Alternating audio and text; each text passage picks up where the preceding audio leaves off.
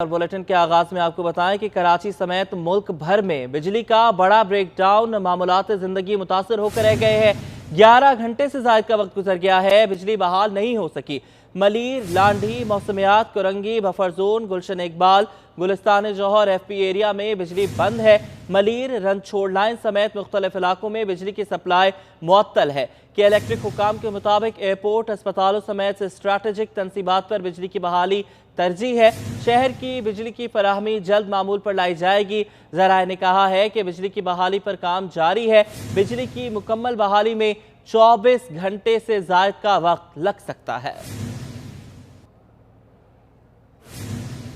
मुल्क में बिजली के बड़े ब्रेकडाउन ने ताजरों के लिए कारोबार इम्तिहान बना दिया। लियाकताबाद इलेक्ट्रॉनिक्स मार्केट के ताजिर बिजली की तवील बंदिश से परेशान हो गए। वसीम इफ्तिकार की रिपोर्ट। बिजली का ब्रेकडाउन, मार्केटों में सन्नाटा। बिजली के ब्रेकडाउन ने लियाकताबाद इलेक्ट्रॉनिक्स मार्केट की कारोबारी सरगर्मियां भी मांद कर दी। लियाकताबाद इलेक्ट्रॉनिक मार्केट के सदर जावेद शम्स कहते हैं, पूरा दिन बिजली गायब होने से कारोबार शदीद मुतासर होता है। ये तमाम वो प्रोडक्ट हैं, जब कस्टमर हमारे पास आता है तो हमें उसको डिस्प्ले करके और बाकायदा से जो है रन आउट करके चला के दिखाना पड़ता है। उसके बाद ही चीज़ फ़रोख्त हो सकती है कस्टमर के मुतमईन होने के बाद। लेकिन बदकिस्मती हमारे मुल्क के अंदर के ये 2 माह के अंदर ये दूसरा बड़ा जो है ब्रेकडाउन हुआ है और पूरे पाकिस्तान में इस वक्त जो है वो कारोबारी ज़िंदगी मफलूज होकर रह गया है। मार्केट के दुकानदारों और ताजिरों का कहना है कि जब बिजली नहीं होगी तो खरीदार को किस तरह इलेक्ट्रॉनिक्स की मसनूआत चेक कराएंगे। लाइट नहीं है, इलेक्ट्रॉनिक्स का काम है हमारा, हम प्रोडक्ट को कैसे दिखाएं, कस्टमर अलग। वज़ीर बल्दियात सैयद नासिर हुसैन शाह ने कहा है कि कराची में पीपल्स पार्टी को ज़्यादा नशिस्तें मिली हैं, मेयरशिप भी हमारा ही हक है।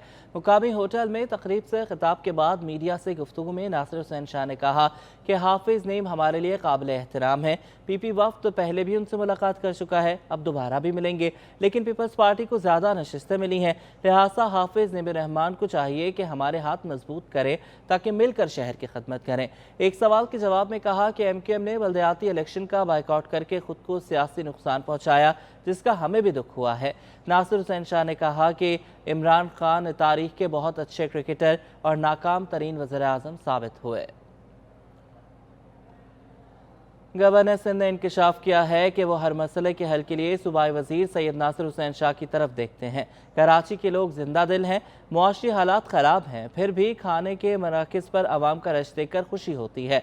गवर्नर सिंध कामरान टिसोरी ने कहा कि मेयर कौन होगा इस मुतालिक कुछ कहना बहुत कबल अज़ वक्त है। मखसूस नशिस्तों का मरहला मुकम्मल होने के बाद जो पार्टी पहली पोजीशन पर होगी, मेयरशिप उसका हक है।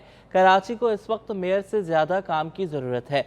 मुकामी होटल में पैसे डायलॉग की तकरीब में खिताब के बाद मीडिया से गुफ्तगू करते हुए गवर्नर सिंध ने कहा कि मसाइल के हल के लिए कराची के शहरी मेरी तरफ और मैं सैयद नासिर हुसैन शाह की तरफ देखता हूँ। एहतसाब अदालत ने मुस्तफ़ा कमाल के खिलाफ सरकारी अराजी की गैर कानूनी अलॉटमेंट के रेफरेंस में नैब प्रोसिक्यूटर से इस्तफसार किया कि बड़े बड़े मामलात छोड़कर नैब को इस रेफरेंस में इतनी दिलचस्पी क्यों है। मुस्तफ़ा कमाल ने मीडिया से गुफ्तगू में बल्दियाती इलेक्शन कलअदम करार देकर नई हल्का बंदी के तहत फौरी इलेक्शन करवाने का कहा। साबिक सिटी नाजिम कराची और रहनुमा MQM मुस्तफ़ा कमाल के खिलाफ क्लिफ्टन में सरकारी अराजी की गैर कानूनी अलाटमेंट के रेफरेंस की समाअत हुई। नैब ऑर्डिनेंस के बाद मुस्तफ़ा कमाल की दायर दरख्वास्त से जमानत पर दलाइल दिए गए। अदालत ने नैब प्रोसिक्यूटर से इस्तफसार किया कि 2004 के इतने बड़े बड़े मामलात छोड़कर नैब को इस रेफरेंस में इतनी दिलचस्पी क्यों है। जब कौमी खजाने का नुकसान हुआ ही नहीं तो रेफरेंस क्यों दायर किया गया। अदालत के इस्तफसार पर नैब प्रोसिक्यूटर ने जवाब दाखिल कराने के लिए मोहलत तलब कर ली, जिसके बाद समाअत 26 जनवरी तक मुलतवी कर दी गई। समाअत के बाद मीडिया से गुफ्तगू करते हुए रहनुमा MQM मुस्तफ़ा कमाल ने कराची और हैदराबाद की हल्का बंदियों पर एक बार फिर सवाल उठाया। बल्दियाती इलेक्शन को कलअदम करार देकर नई हल्का बंदियों के तहत दोबारा इलेक्शन का मुतालबा भी कर दिया। सिंध में कराची, हैदराबाद, मीरपुर, नवाब शाह सक्कर, कराची की 3 करोड़ की आबादी को आधा कर दिया गया, तो गिना ही सही नहीं। इलेक्शन से पहले उसके बाद क्या होता है कि आप हल्का बंदियाँ करते हैं। कराची की 70 यूनियन काउंसिल्स कम कर दी। MQM की जानिब से मैं इलेक्शन कमीशन ऑफ पाकिस्तान को ये आवाज़ लगाता हूँ, इसको फिलफौर जो है वो कलअदम करार देकर इसको दूसरा इलेक्शन नई हल्का बंदियों के साथ 1 महीने के बाद दोबारा ये इलेक्शन कराए जाएं। मुस्तफ़ा कमाल ने कहा कि हैदराबाद में यूसीज की ऐसी कटिंग की गई है कि अब शहरी इलाके का मेयर नहीं बन सकता। कराची में एक यूसी 90,000 तो दूसरी 15,000 वोटों पर मुश्तमिल है। इलेक्शन लोगों को हक देने के लिए होते हैं, लेकिन सिंध में इलेक्शन के जरिए महरूमी पैदा की जा रही है। कराची को हक मिल गया तो हम जीत जाएंगे। कमिश्नर कराची के नोटिस के बाद महंगा आटा बेचने पर चक्की मालकान के खिलाफ कार्रवाइयाँ शुरू हो गई हैं। चक्की आटा एसोसिएशन ने कमिश्नर कराची के कार्रवाइयों के खिलाफ एहतजाजन शहर में कारोबार बंद कर दिया है। जनरल सेक्रेटरी का कहना है कि चक्की मालकान 120 रुपये फ़ी किलो गंदम खरीद कर 105 रुपये फ़ी किलो आटा फरोख्त नहीं कर सकते। महंगा आटा बेचने के खिलाफ कमिश्नर कराची की चक्की मालिकान के खिलाफ कार्रवाइयाँ। आटा चक्की एसोसिएशन ने कमिश्नर कराची की कार्रवाइयों की मजम्मत करते हुए कारोबार बंद कर दिया। आटा चक्की एसोसिएशन ने कमिश्नर कराची को खत भी लिख दिया। खत में कहा गया है कि फ्लोर मिल्स 2.5 नंबर आटे को चक्की आटा लिखकर फरोख्त करते हैं। महकमा खुराक और फ्लोर मिल्स के दरमियान सरकारी आटे के निर्ख तय किए गए थे। कमिश्नर कराची ने फ्लोर मिल्स के खिलाफ कार्रवाइयों के बजाय आटा चक्कियों के बिला वजह निशाना बना लिया है। खत में ये भी कहा गया है कि महकमा खुराक 85 रुपए फ़ी किलो गंदम सिर्फ फ्लोर मिल्स को ही जारी कर रहा है, आटा चक्कियों को फराहमी नहीं हो रही। जनरल सेक्रेटरी आटा चक्की एसोसिएशन अनीस शाहिद ने कमिश्नर कराची की कार्रवाइयों के खिलाफ हड़ताल का ऐलान करते हुए कहा कि ओपन मार्केट से 120 रुपए किलो गंदम खरीद के 105 रुपए फ़ी किलो आटा फरोख्त नहीं कर सकते। हमें 120 रुपए किलो में गंदम मिलती है ओपन मार्केट से, जिस पे हमारा 25 रुपए का खर्चा है, तो हम 145 का आटा बेच रहे हैं। लेकिन इसकी वजह से, इस नोटिफिकेशन की वजह से इंतज़ामिया ने हमारी चक्कियों को हफ्ते से सील करना शुरू कर दिया और उनको 30-30 हज़ार रुपये के जुर्माने लगा दिए हैं। और ऐसे कारोबार हम कर नहीं पाएंगे जिस ऐसी सूरत में कि जबकि 120 की गंदम लेकर 105 का आटा बेचा जाए। अनीस शाहिद ने कहा कि कमिश्नर कराची की जानिब से आटा चक्कियों पर छापे मारकर सील करना जुल्म है। आटा चक्की मालिकान 120 रुपए किलो गंदम खरीद कर 140 रुपए किलो आटा फरोख्त कर रहे हैं। कमिश्नर कराची की कार्रवाई के खिलाफ शहर भर में 4000 आटा चक्कियाँ बंद कर दी गयी हैं। अशरफ खान, सिटी 21। सिंध में गंदम की किल्लत के खात्मे के लिए हुकूमती इक़दामात जारी हैं। रूस से गंदम की दूसरी खेप कल कराची पहुंचेगी। बहरी जहाज 6.5 लाख गंदम की बोरियां लेकर पोर्ट कासिम पर आ रहा है। सूबाई हुकूमत रवा साल 14 लाख मेट्रिक टन गंदम काश्तकारों से खरीदेगी। सिंध हुकूमत सूबे में गंदम की किल्लत से निमटने के लिए मुतहरिक इक़दामात जारी। गंदम की 6.5 लाख बोरियां लेकर कल दूसरा जहाज भी कराची पहुंच जाएगा। रूस से गंदम की दूसरी खेप के बाद मजीद 18 लाख बोरियां भी कराची पहुंचेंगी। सिंध हुकूमत ने रूस से गंदम की 30,30,000 बोरियां खरीदी हैं। गंदम की पहली खेप में 6,30,000 बोरियों से भरा जहाज पोर्ट कासिम पहुंचा था। 25 फरवरी तक रूस से गंदम की फराहमी मुकम्मल हो जाएगी। फरवरी के आखिर में सिंध में मुकामी गंदम की पैदावार भी शुरू हो जाएगी। सिंध हुकूमत रवां साल 14 लाख मेट्रिक टन गंदम खरीदेगी। एक बार फिर बिजली के ब्रेकडाउन की बात करेंगे। नेशनल ग्रिड में फनी खराबी के बाद शहर में बिजली की बतदरीज बहाली का सिलसिला अब जारी है। इस वक्त शहर में क्या सूरत हाल है, जान लेते हैं ताहा मलिक से। ताहा, बताइएगा किन किन इलाकों में बिजली बहाल की जा चुकी है? जी बिल्कुल, आज सुबह शहर भर में नेशनल ग्रिड में ख़राबी के बायस शहर भर में जो बिजली की फराहमी है मुतासर रही है। शहर भर में कारोबारी सरगर्मियों समेत तमाम सरगर्मियाँ मुतासर रही हैं, लेकिन अब केई की जानिब से ये कहा गया है कि सिलसिला दर सिलसिला दूसरे इलाकों के अंदर भी अब जो बिजली की फराहमी है उसको मुकम्मल तौर पर कामयाब बना लिया गया है। साथ ही ये भी कहा गया है कि बहुत से इलाकों में अभी तक बिजली की जो फराहमी है वो बहाल ना हो सकी है, जिसके अंदर लाइन्स एरिया का इलाका मौजूद है। इस वक्त मैं खुद यहाँ पर मौजूद हूँ। इसके साथ ही जो साथी इलाके हैं, सदर का अगर इलाके की बात करी जाए, वहाँ पर भी मुकम्मल तौर पर बिजली की फराहमी मुकम्मल तौर पर मुमकिन ना हो सकी है। साथ ही आपको ये भी बताना चाहूँगा कि धाबे जी पंपिंग स्टेशन के अंदर भी बिजली की फराहमी मुअत्तल होने के बायस 72 इंच की पाइपलाइन नंबर 5 फट चुकी है, जिसके अंदर वाटर बोर्ड में ये कहा गया है कि 36 से 48 घंटे का अरसा चाहिए जिसको मुतासिरा पाइपलाइन है उसको मुकम्मल तौर पर मुरम्मती काम मुकम्मल करके उसको एक दोबारा जो है रवाना किया जाएगा। लेकिन फ़िलहाल 36 से 48 घंटों तक शहर में जो पानी की बहाली है वो मुतासर रहेगी। साथ ही आपको ये बताना चाहूँगा कि शहर में जो मोबाइल फ़ोन सिग्नल्स हैं वो भी काफ़ी ज़्यादा मुतासर रहे हैं, क्योंकि जो टावर्स की बिजली है वो कट गई थी, जिसके बायस जो है 4G सिग्नल्स मुतासर कन रहे हैं। कॉल्स करने में नेटवर्क के अंदर काफ़ी ज़्यादा परेशानी का सिलसिला रहा। जी, कारोबारी हवाले से आपको अपडेट करें। इंटरबैंक में डॉलर 48 पैसे महंगा होकर 230 रुपये 15 पैसे पर पहुंच गया। ओपन मार्केट में भी डॉलर 50 रुपये इजाफे से 240 रुपये 50 पैसे पर पहुंच गया। फॉरेक्स डीलर्स का कहना है कि तलब पर रुपए की कदर में कमी हो गई है। स्टेट बैंक रुपए की रिपोर्ट के मुताबिक इंटरबैंक में डॉलर 48 पैसे महंगा होकर 230 रुपए से भी तजावुज़ कर गया है। इख्तिताम पर डॉलर 230 रुपए 15 पैसे पर बंद हुआ। माहिरीन का कहना है कि दरामद बिल और बैरूनी कर्ज की अदायगी पर रुपए पर प्रेशर है। दूसरी जानिब इंटरबैंक के बाद ओपन मार्केट में भी डॉलर 50 पैसे महंगा होकर 240 रुपए 50 पैसे पर पहुंच गया है। यूरो 1.5 रुपये महंगा होकर 273 रुपए 50 पैसे का हो गया है। बरतानवी पाउंड 2 रुपये महंगा होकर 312 रुपए का हो गया है और अमाराती दिरहम 40 पैसे महंगा होकर 70 रुपए और सऊदी रियाल 50 पैसे महंगा होकर 67 रुपए 50 पैसे पर पहुंच चुका है। सोना भी महंगा हो गया। डॉलर महंगा होने की वजह से मुकामी सराफा मार्केट में 1 तोला सोना 950 रुपये महंगा होकर नई बुलंद तरीन सतह 1,88,150 रुपये का हो गया है।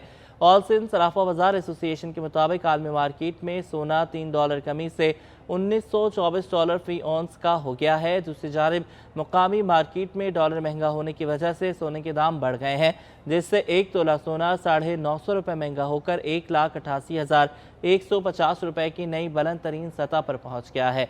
10 ग्राम सोना 814 रुपये इजाफे से 1,61,308 रुपये की नई बुलंद तरीन सतह कायम कर दी गई है। साथ ही 1 तोला चांदी की कीमत में 20 रुपये इजाफा हुआ है, 2100 रुपये पर पहुंच गई है। आउटडोर के बाद अब इनडोर तीरंदाजी के मुकाबले भी शुरू हो गए हैं। आर्चरी कंपटीशन में मुकाबले तब्दीली आ गई है। आर्चरी के मुकाबलों में भी मर्द व ख़वातीन हिस्सा लेने लगे हैं। मजीद बताएंगे ताबिश मीर।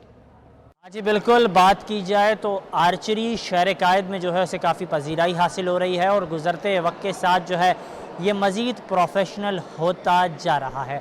और इसी हवाले से हमारे साथ मौजूद हैं आर्चरी के हवाले से आर्चरी के बैनुल अक़वामी कोच हसन अब्दुल्ला। हसन साहब, किस तरीके से देख रहे हैं इस गेम को?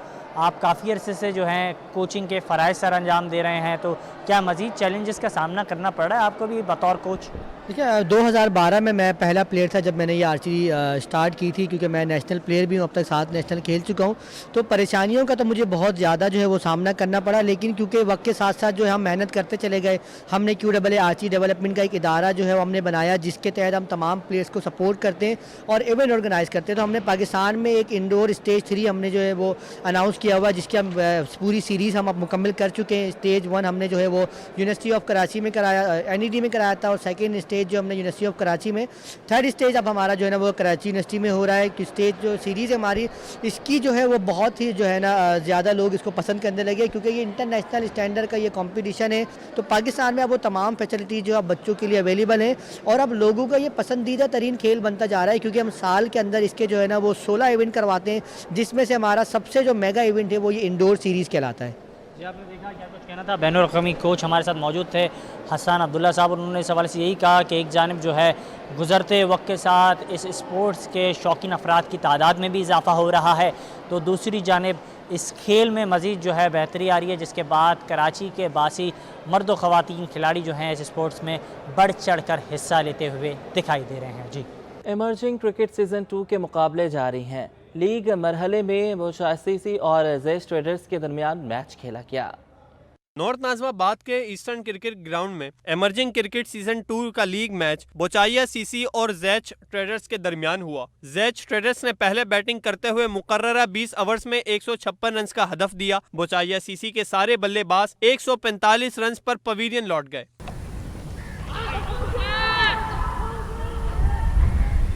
जैच ट्रेडर्स के खिलाड़ियों ने इजहार मुसर्रत करते हुए कहा कि जीतने की खुशी इसलिए ज्यादा है कि अगर ये मैच हार जाते तो टूर्नामेंट से बाहर हो जाते। ग्रास रूट लेवल पर भी क्रिकेट को तरजीह देनी चाहिए। बस कराची के साथ ये होता है कि आता नहीं है कोई भी यहाँ पर छोटे ग्राउंडर्स में, और ये कि मैचेस अच्छे होते हैं, यहाँ भी अच्छे प्लेयर्स हैं, बहुत टैलेंट है कराची में, लेकिन बस नज़र नहीं दी जाती, यहाँ पर फोकस नहीं किया जाता, मतलब कहने का ये। इमर्जिंग क्रिकेट लीग सीजन 2 में 14 टीमें हिस्सा ले रही हैं, जिनको 2 ग्रुप्स में शामिल किया गया है। कैमरामैन हसनैन जाफरी के साथ मोहम्मद हम्माद, सिटी 21।